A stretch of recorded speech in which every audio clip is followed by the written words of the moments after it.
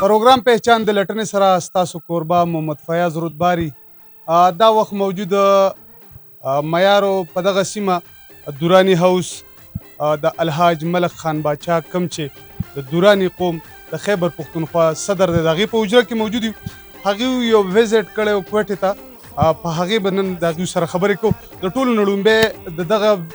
کوټې چې دا کم ویزټ دی د دغه څه جلکیانو تاسو ته ښایو اول دغه وګورئ بیا خبرې کوو نن خدا سکار کوم زم دیدن دیار کوم نن خدا سکار کوم زم دیدن دیار کوم سوک دی پدیلو راشی زی انتظار کوم نن خدا سکار کوم زم دیدن دیار کوم ہے زم دیدن دیار کوم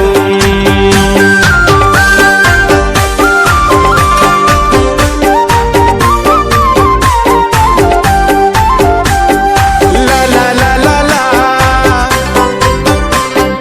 ہے لا لا لا لا لا لا لا لا لا لا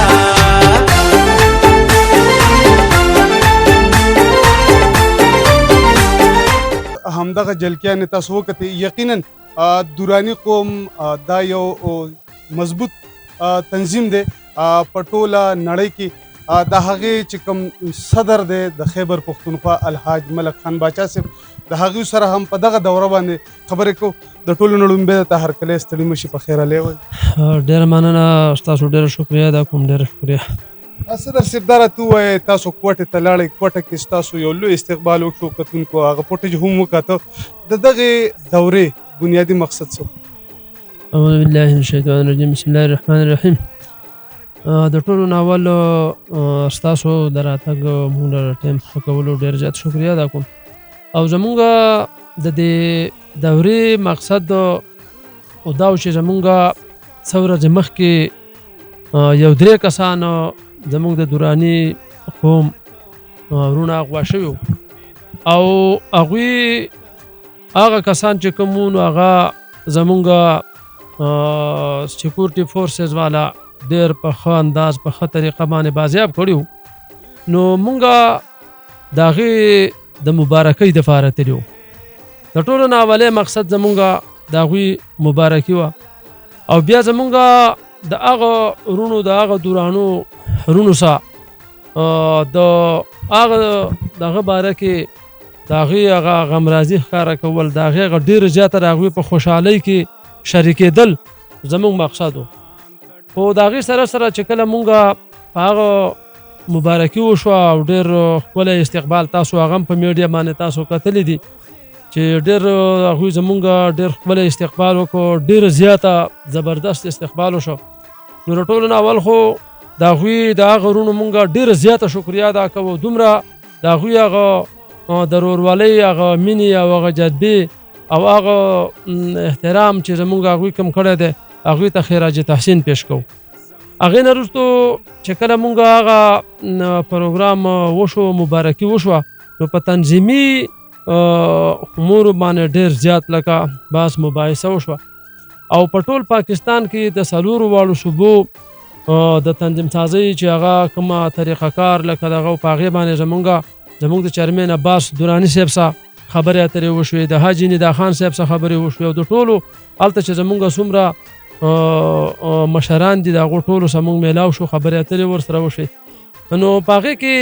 ضروري او اهمه خبره دا وه چې د اختر نه بعد به مونږ د صوبه بلوچستان یو کنونشن کوو انشاءالله تعالی په هغې کې به زموږ د خیبر پښتونخوا نه د پنجاب نه رسن نه او د بلوچستان تقریبا ټول هغه د دوراني وروڼه به په هغې کې شرکت کوي نو په تنظیمي دغه زمونږ هغه خبرې اترې وشوې او نور هم داسې ډېرې خبرې شوي دي اوس هغه چې ویو نو ډېر زیات ټایم په هغې کې لګي نو هغې زمونږ دغه خبرې شوي دي الحمدلله ډېر ښکلی پروګرام صدر صاحب تاسو په دې خپلو خبرو کې د څلور وړو صوبو ذکر وکړو د دې کلک تنظیم د جوړولو ستاسو څه مقصد؟ خاص مقصد زمونږ د خپل وطن خوږ وطن پاکستان حفاظت او د انټیلیجنس ادارو او د پاک پوج سره اوږه په اوږه ودرېدل زمونږ مقصد دی. دا وخت موږ سره د دراني قوم د ملاکنډ ډیویژن صدر حاجی سمیع الله صاحب هغه هم موجود دی. هغه هم په دغه دوره کې شریک وو. د هغوی سره پکې هم خبرې کوو. صدر صاحب تاسو راته دا ووایئ دوره مو وکړه، دغه دورې ته په کم نظر ګورئ او د دغه دورې نه دی څه اخذ کړه؟ فیاض خان یو جهان مننه. ستا استاد کیمرمین موږ ډېر زیات مشکور یو چې تاسو زموږ سره اوږه په اوږه ولاړ او زموږ دا پروګرامونه هایلایټ کوئ. یو جهان مننه. موږ ته چې د کوټې وروڼو په ایرپورټ باندې کوم استقبال راکړو، کوم ریسپشن یې زموږ وکړو، کوم مینه محبت یې موږ له راکړو،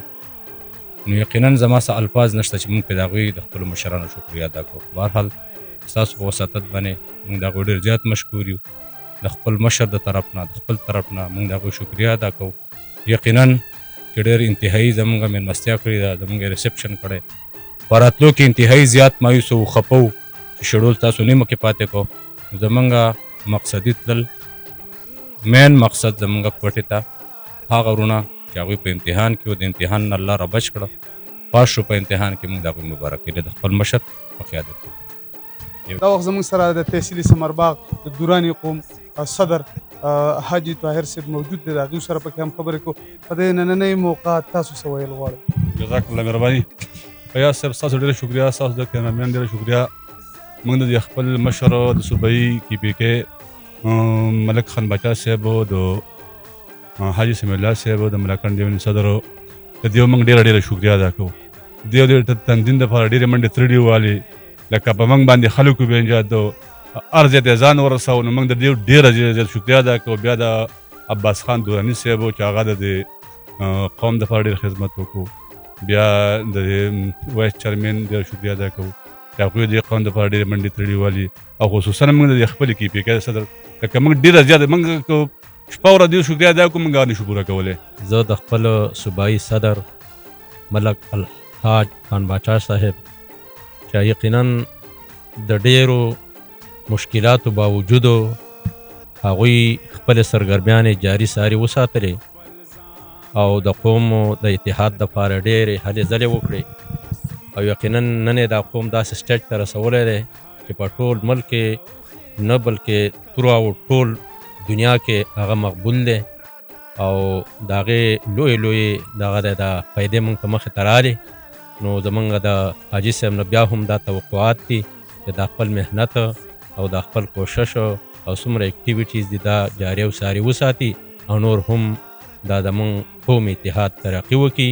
او بلکې صرف د ځان د خدمت لپاره نه چې څنګه مخکې مشرانو خبرې وکړې، بلکې نور زموږ سره چې څومره قومونه اوسیږي چې د هغوی په خدمت کې هم د بړا چړا کر حصه اخلي او ټول خلک ځان ته مایل کړي. او انشاءالله د ټول خلکو دعاګانې د تسره شاملې حال دي، او الله پاک دې کامیاب او کامران. د دې شاعر په دې ټکو دغه پروګرام راغونډوم چې درنې شملې ورته ټیټیږي، چې درنې شملې ورته ټیټیږي، د شلیدلو ګریوانونو کې څه چل دی. اجازت د نخلم سره د کیمرامین جمشید وردګ چرته چې ښاد خوشحاله آباد اوسئ. د الله په امان. زم دیدن د یار کوم